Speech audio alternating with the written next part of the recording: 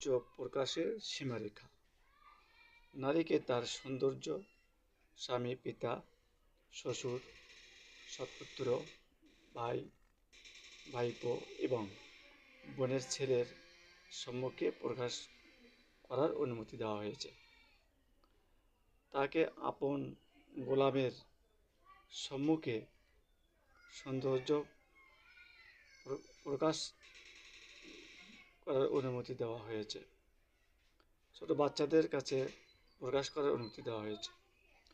যে সকল বালকের মধ্যে এখনও যৌন অনুভূতি সঞ্চার হয়নি, তাদের সম্মুখেও নারী সৌন্দর্য প্রকাশ করতে বলা হয়েছে। এছাড়া বাকি অপরিচিত পুরুষদের কাছে প্রকাশ করা নিষেধ। এমনকি এমনও মহিলা আছে যার কাছে রূপ প্রকাশ করলে সমস্যা হতে পারে, বিপদ হতে পারে, সেখান থেকেও হেফাজত রাখতে বলা হয়েছে।